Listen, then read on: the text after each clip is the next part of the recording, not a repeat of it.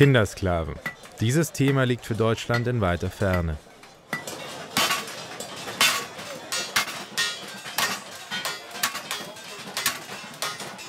Doch was passiert, wenn einem Star der Bundesliga ein Schiff gehört, das für den Sklavenhandel in Afrika verwendet wird? There's a goal I scored here that I can't forget at all.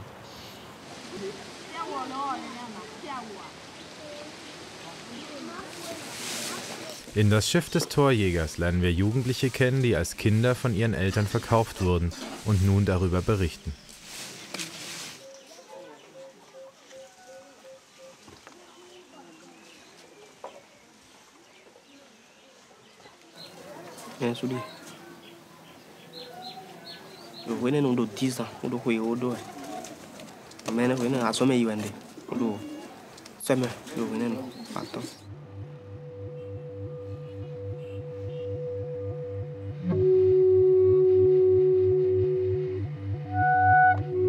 Man möchte kaum glauben, dass sie auf dem Schiff des Wolfsburger Bundesliga-Profis Akpobori ihre Reise in die Unfreiheit antraten.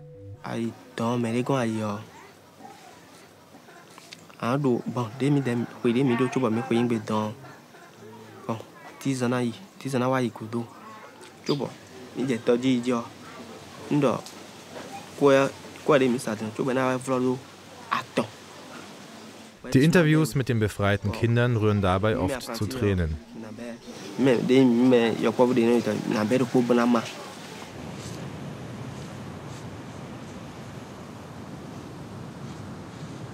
Das Schiff des Torjägers ist ein Film mit vielen beeindruckenden Bildern und einer Botschaft, die in der heutigen Zeit nicht einfach unter den Teppich gekehrt werden sollte.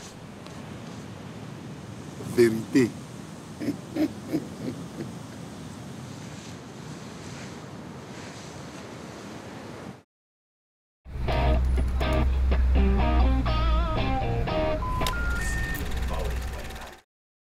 What is happening from the minute these people set foot on the boat and they go?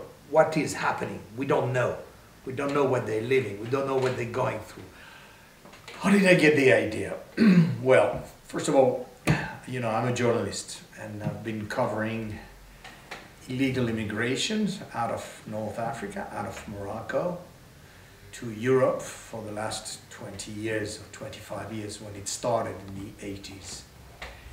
Because immigration, either illegal or legal immigration, is a universal phenomenon. It's something that is happening and will happen. Look at what's happening today in Lampedusa, in Italy, for instance.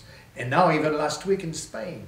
You know, there were 22 people, I was reading the Spanish papers yesterday, 20 people who have drowned going from North Africa to Spain. Last week, nobody talks about it. But it is happening non-stop. So it is a story that is literally fascinates me. And I think it is, on a human point of view, an amazingly good story. Why do people leave everything they have behind, risk their life for the sake of hopefully a better life, an El Dorado, as I call it. Spaniards, they have a beautiful saying. Yeah, it says, no se pone puerta al campo. You don't put door in a field. It's impossible. So if you keep them from coming from the door, they will arrive by the window. And if you seal the window, they will arrive by the roof or by the underground. We cannot bunkerize, you know. We have to find solution. Look at what is happening now, you know. We can go visit them, they cannot come and visit us. Well, there are explanations. I mean, nothing is as simple as that, but this is something that is extremely d'actualité. This is a very contemporary question. We should show solidarity towards the African that we have used and abused for so long, for so many centuries. And the French, we the French to start with, all the Western Africa used to be French colonies. And now the French are not doing anything. The only thing they do, they're closing their doors. And that is not a solution. Now it is almost, it costs about €1,000 just to make the trip, just to give you an idea. And €1,000 is the salary for you know, in some families for 2 years. Everybody in sub-Saharan Africa knows what's going on here because everybody's connected on TVs to all the TVs, all these satellite TVs. They are being watched all the time. So everybody knows what's happening. Everybody looks at the wealth. Everybody looks at the glitz, at the money, at the bling bling. And these people think, hey, you know, it's an hour rich. They just wait for the sun to go down. And they wait for another day, and they talk, and they have nothing else to do.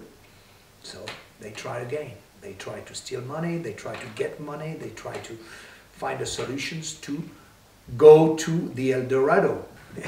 I financed, no sponsors. It was me, myself, and I. I spent 8 months. During these 8 months, in many occasions, we were ready. I had everything ready. We were just, you know, nervous like hell. We were going, and at last minute, you know, either the cops were there. I was held up at gunpoint at 3 o'clock in the morning when I was about to board a boat. They didn't know I was French. They didn't know I was a reporter because I had a long beard, white, I looked like a hash, I looked like an old man. And they, you know, I was dressed like a Mauritanian. So somebody who had taken my money, just had disappeared. Who said, no, I cannot anymore because the police, you know, stole the boat or stole the engine or stole the gasoline, so we had to start it all over again. So there were many opportunities, yeah, many missed opportunities. Just be cool under pressure. This is a bit the name of the game. Eh? So you either you do it or you don't, but if you do it, you have to do it correctly. So it had been so hard. This was the result, the climax already of 2 years of work. So being on the boat and having the engine fail the first night was already a big deception. By undoing the carburetor, when you are at the sea level and you're not an expert at it, and the sea and the boat is going like that and everything goes everywhere, it's suicidal. Who and how are you going to put it back so it's going to work? Particularly the carburetor is going to be damp, water, and it's never going to work again. So I would have kept from doing it, but I didn't. And this is why they undid it.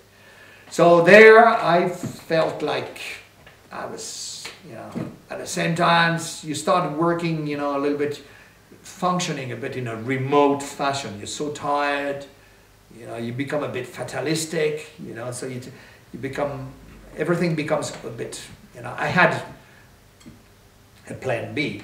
Plan B was a sat phone. I didn't have a plan C. So I was getting aware that we were now getting seriously on the edge of the story. And at that stage then, you say, okay, we're gonna do our worst. What I did not foresee is that my telephone failed eventually because of the dampness at some point, or the reception. I couldn't catch anybody. I couldn't catch anything. I missed the point. But I was able to call the emergency center in the Canary Islands. So this is when you are starting to work on the edge effectively, and this is becoming dangerous.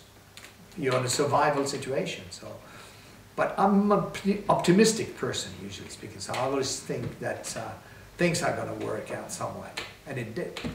Immigrants are not very lucky usually. Why do people migrate? Because they're not happy in the place they're living. They're exiling from themselves, from their origins, in order to go to another place. And because of that, I thought it was a fairly appropriate way to put it. People of a lesser God.